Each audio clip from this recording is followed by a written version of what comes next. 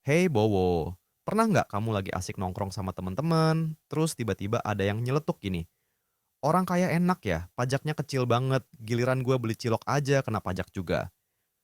Hayo, pasti pernah kan dengar kalimat kayak gitu? Atau jangan-jangan kamu sendiri nih yang suka ngomong kayak gitu? Nah, tenang aja, hari ini gue mau jelasin ke lo, kenapa sih kok orang kaya yang duitnya udah bejibun, pajaknya malah bisa lebih kecil dibanding kita-kita yang dompetnya suka nangis tiap tanggal tua. Sebelum kita masuk ke situ, gue mau cerita dulu nih. Anggap aja kita punya dua karakter favorit kita, namanya Bowo dan Mega. Bowo ini tipikal karyawan biasa kayak kita, yang tiap tanggal 25 langsung girang karena gajian, terus tanggal 26-nya langsung sedih lagi karena tagihan datang. Sementara Mega, dia ini pengusaha sukses yang punya banyak bisnis, mulai dari restoran, coffee shop, toko online, sampai properti. Pendeknya, Mega tuh duitnya udah banyak banget sampai kalau dia bersin aja, keluar tuh lembaran 100 ribu.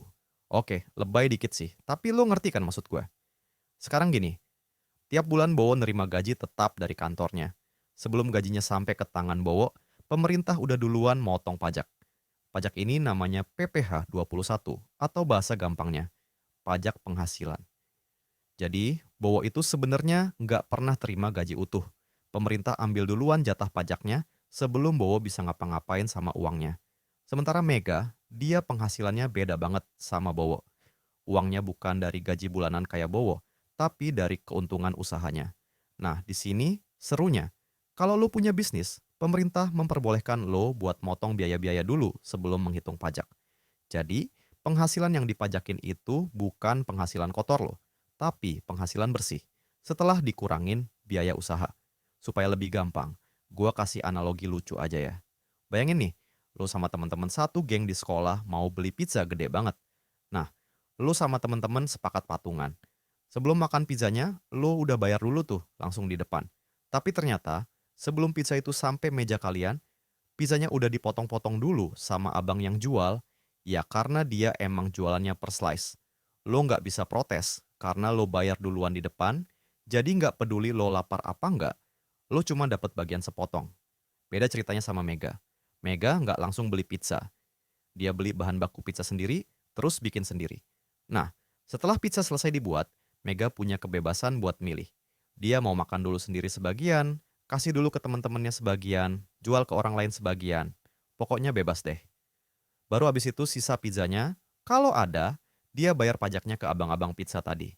Artinya, Mega bisa memaksimalkan dulu penghasilannya sebelum bayar pajak. Dia bisa muter dulu uangnya, bisa pakai dulu buat beli aset, bisa pakai buat ngembangin bisnis lagi, dan akhirnya jumlah pajak yang dibayarkan ke pemerintah jadi lebih kecil. Nah, di sini lo mulai ngerti kan kenapa orang kayak Mega bisa kena pajak lebih kecil? Karena mereka punya pilihan buat motong dulu penghasilan sebelum dikenain pajak. Jadi, sistem pajak ini tuh emang beda antara orang yang dapat penghasilan dari gaji, kayak Bowo, dan orang yang dapat penghasilan dari usaha atau investasi, kayak Mega.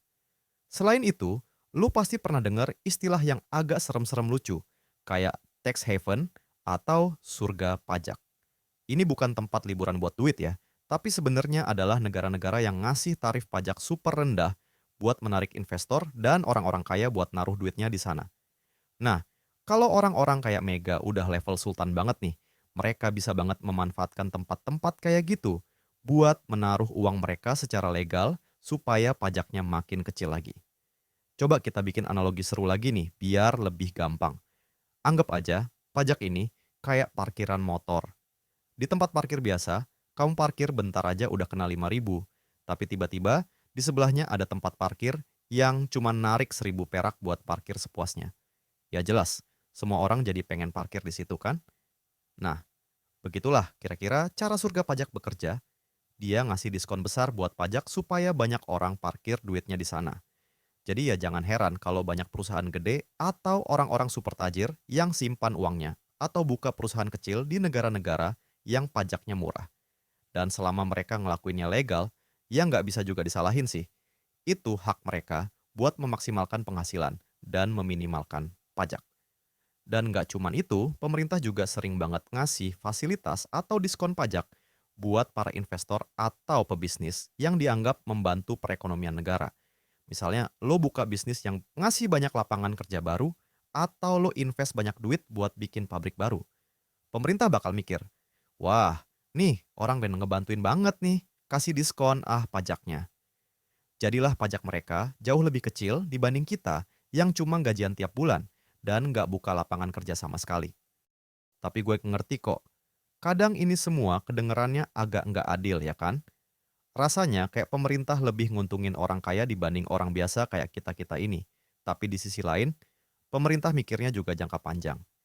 Kalau mereka kasih diskon pajak ke pebisnis, nantinya ekonomi bisa tumbuh, lapangan kerja bertambah, dan ujung-ujungnya bakal balik lagi nguntungin semua orang juga, termasuk kita.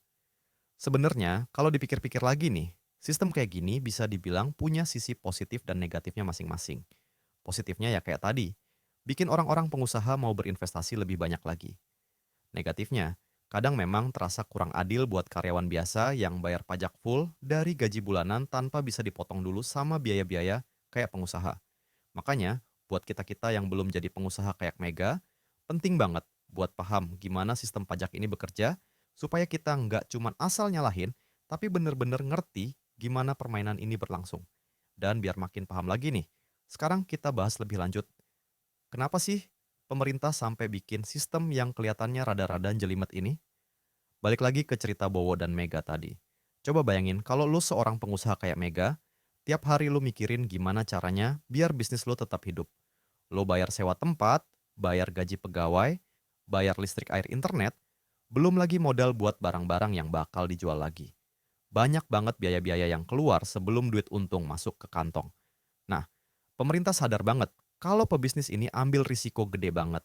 Makanya mereka ngasih kelonggaran untuk mengurangi pajak lewat biaya-biaya tadi.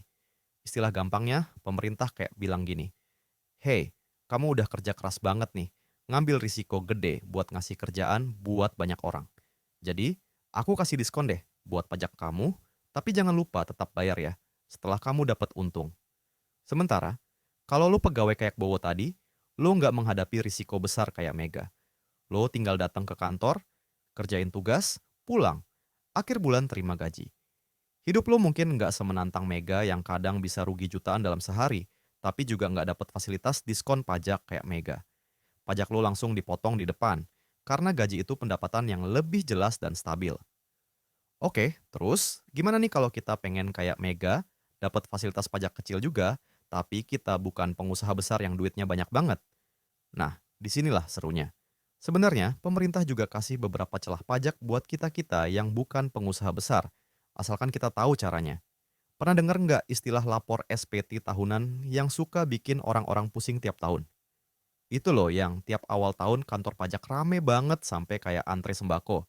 Kalau lu rajin lapor pajak dengan benar, pemerintah kasih kesempatan buat potong pajak dengan beberapa hal yang mungkin nggak kamu sadari. Contohnya, biaya-biaya kayak asuransi kesehatan, dana pensiun, bahkan cicilan rumah bisa jadi potongan pajak loh. Jadi, sebenarnya kita pun punya kesempatan buat bikin pajak lebih kecil, asal kita rajin sedikit aja nyari tahu aturan mainnya. Sayangnya, kebanyakan dari kita males atau nggak tahu soal ini, akhirnya kita bayar pajak full, tanpa diskon apapun. Padahal kalau kita ngerti sedikit aturan pajak, ada banyak banget yang bisa kita hemat. Selain itu, lo juga bisa mulai belajar investasi. Kenapa? Karena pemerintah juga ngasih banyak diskon pajak buat orang-orang yang berinvestasi. Misalnya, investasi di pasar saham atau reksadana. Beberapa jenis investasi tuh ngasih keuntungan bebas pajak atau kena pajak yang kecil banget dibanding pendapatan lain kayak gaji atau jualan barang. Jadi, selain uang lo bisa berkembang, lo juga bisa hemat pajak. Enak banget kan? Sekarang lo udah mulai ngerti kan kenapa banyak orang kaya kayak Mega yang seolah-olah pajaknya kecil banget dibanding kita yang penghasilannya kecil? Ya karena mereka paham aturan pajaknya. Mereka tahu gimana caranya muter uang dengan cara yang paling efisien dari segi pajak.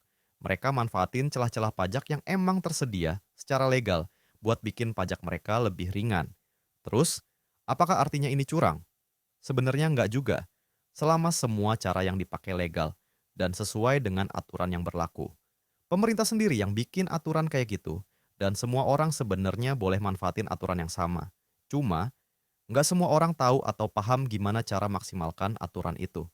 Makanya, mulai sekarang nih, Kalau lo masih kesel sama pajak orang kaya yang kelihatan lebih kecil dibanding punya lo, coba deh mulai belajar gimana aturan pajak bekerja. Coba lo cari tahu gimana caranya manfaatin aturan yang ada supaya lo juga dapetin keuntungan yang sama. Nggak usah jadi pengusaha super gede dulu, mulai dari hal kecil aja kayak investasi reksadana atau manfaatin potongan pajak pribadi lewat laporan SPT tahunan lo tadi.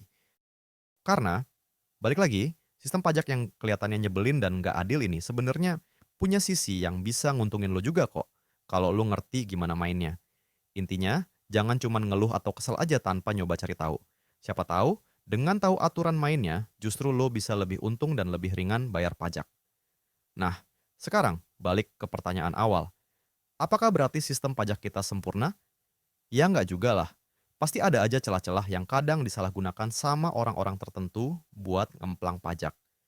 Makanya, sebagai warga negara yang pinter, tugas kita juga ngedorong pemerintah supaya terus perbaiki sistemnya. Yang jelas, selama aturannya masih kayak sekarang, ya nggak ada salahnya kita manfaatin secara maksimal buat kepentingan kita sendiri juga kan. Jadi, kesimpulannya, alasan kenapa pajak orang kaya bisa lebih kecil dibanding kamu itu karena sistem pajak emang dibuat beda buat orang yang berpenghasilan dari usaha dibanding yang dari gaji. Pebisnis bisa ngurangin penghasilan kena pajak dengan biaya-biaya usaha yang mereka keluarin, sedangkan karyawan langsung dipotong pajak dari gajinya tanpa bisa ngurangin biaya-biaya dulu. Ditambah lagi, orang kaya biasanya lebih ngerti aturan main pajak. Mereka manfaatin diskon-diskon pajak, investasi bebas pajak, bahkan naruh uangnya di negara-negara surga pajak yang pajaknya kecil banget. Tapi tenang, sebenarnya kita-kita juga bisa kok manfaatin aturan yang sama asal mau belajar sedikit soal gimana sistem pajak bekerja. Intinya, semakin paham lo sama pajak, semakin kecil juga lo bakal bayar pajak. Kalau kamu mau aku buat video lain tentang topik-topik kayak gini, jangan lupa like dan subscribe. Terima kasih sudah nonton.